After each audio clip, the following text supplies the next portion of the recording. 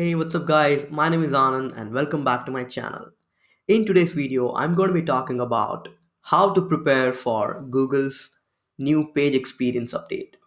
So, last year, Google announced that it's going to consider most of the UX ranking signals or UX signals as a part of its ranking algorithm, and it's going to go effective May 2021. And in today's video, I'm going to be talking about how you can prepare for the page experience update.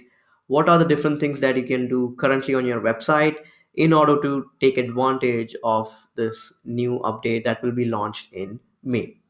So let's get started. The first thing I want to talk about is um, why even bother about user experience. Now, as per Google, it has basically divided the overall UX signals into two categories. The first one is the core web vitals. Now, I have a separate video on how you can track the different signals that Google considers for core web vitals, but I can quickly go through it in my video now. Basically, the first thing is loading, which is going to measure how fast your website loads.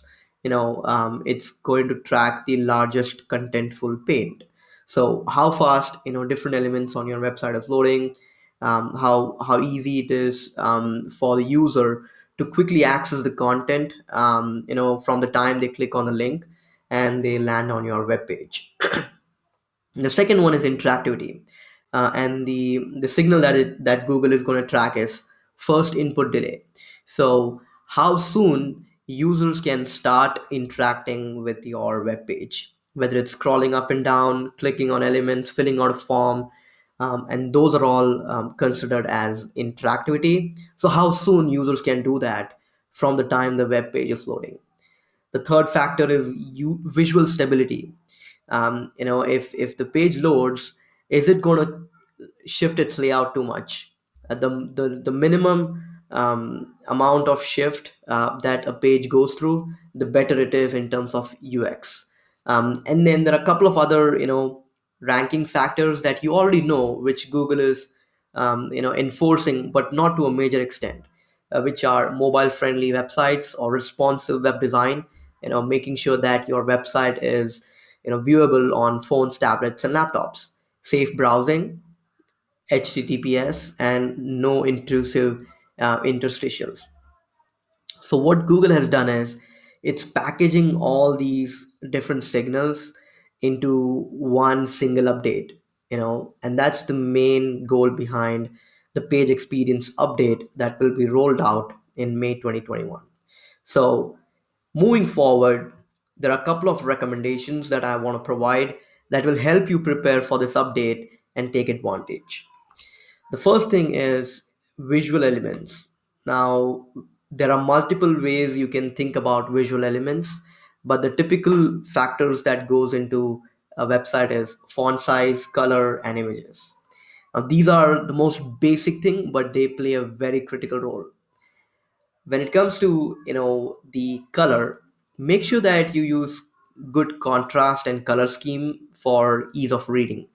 If people are not able to read the content on your web page, they are going to drop off, they're going to bounce off, and they're going to just leave the page. So use proper color schemes. There are hundreds of good UX templates and color schemes out there. If you just simply Google, now I could have easily shared a link, but just Google great color schemes for websites or good color schemes for websites, and there are hundreds of them. So pick one and then start designing. Appropriate font size for reading. 14 or 16 pixel is pretty good, or even higher, better. But don't go too big, because that will just occupy too much of space. So make sure that you have a decent font size for ease of readability. Clean and uncluttered images. Use illustrators, real people in the images. Stock images are fine, but the more realistic images you use and the more cleaner images you use to depict your benefits, features of your products or services, the better it is in a visual way. And then finally, responsive layout. It doesn't matter if you use clean images and good contrast colors, but if it's not viewable on phones and laptops or tablets, then your website is not responsive, and that's going to be a big impact negatively on your ranking.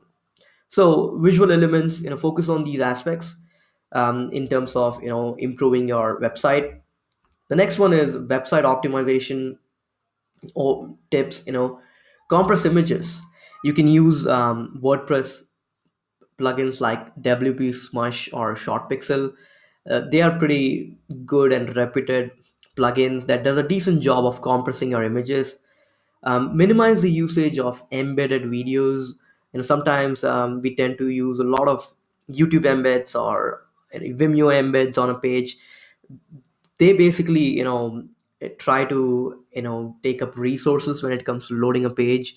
So you can keep up to like 1 to 2 videos per page in terms of embedded videos, but try to minimize it. Make sure to use caching plugins like WP Cache or WP Rocket. They do a good job in caching like frequently called resources, images, and even content. So they are basically going to help you on the technical SEO side. Reduce the number of plugins. Now this is very basic, but yeah, plugins take a lot of space. So if you reduce them, that will help you in terms of improving your page speed.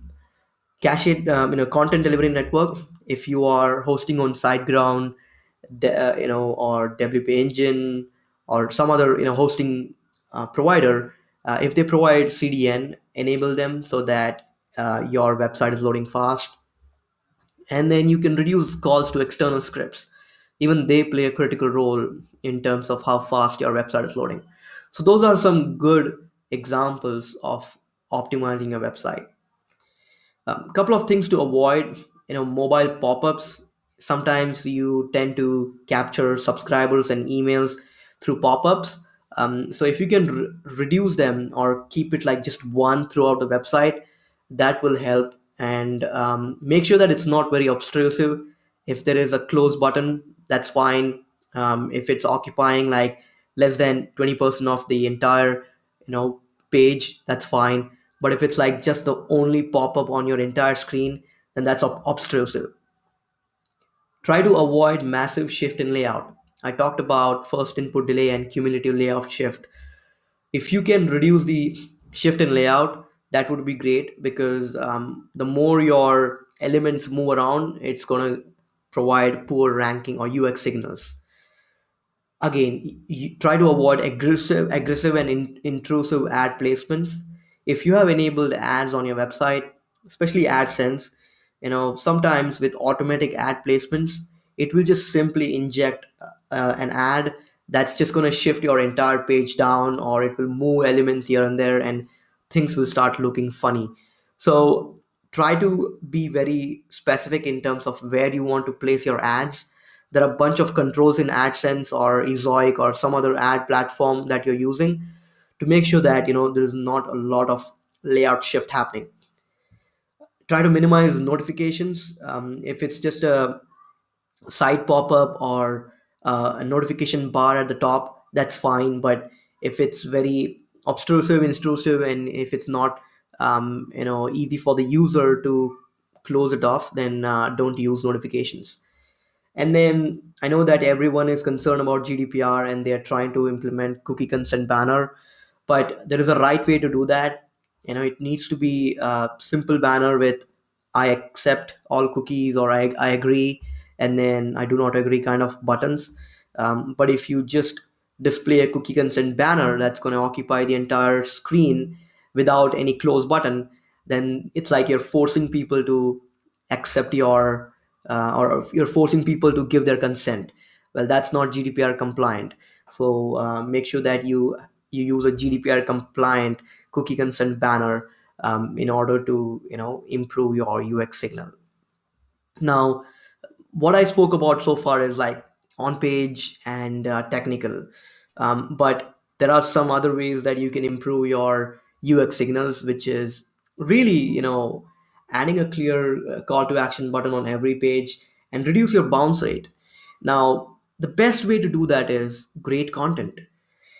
Content is still the king. And if you were to ask me, like, hey, will Google, punish you if you have poor UX and great content? My answer would be, you will still rank. If you have great content, you will still be the winner. UX ranking signals is going to play an important role, but it's not going to outrank, or it's not going to outbid great content. That is my conclusion. So great content is a great way to retain your users on your website, and they will spend good amount of time in consuming that information. Next, you can add a CTA to subscribe to a newsletter, so they fill out the form, they're interacting with your web page. So that's a good signal in terms of interactivity. If you can add a contact form, fantastic, you are able to generate leads. Give them an option to view related pages or related blogs, and then really try to nurture them and impress them by giving out like free downloadables. So those are some on page content related tactics that you can use to reduce your bounce rate. Because again, if you if you reduce your bounce rate, it's a signal that your users are spending a good amount of time. Now, in conclusion, I do want to reiterate that content is still the king. It will win, and focus on that. That should be your top priority. But if you have like mediocre content and poor UX, then it's a failure. Mediocre content and good UX, it's a slow improvement in ranking. And then good content and good UX, it's a success. So that's how, I think you should aim for good content and good UX, so that you are making sure that you will succeed. So that's pretty much it, guys, in terms of preparing for Google's new page experience update. I know that Google is doing, a lot of work in packaging all these signals into one major update, and that's going to be in May. So make sure that you are preparing for it, you're optimizing your website, you're writing good content, and if you have this combination, good content and good UX, you will definitely succeed. So that's pretty much it, guys. If you have any questions, let me know in the comment section, and I will see you guys next time. Thank you.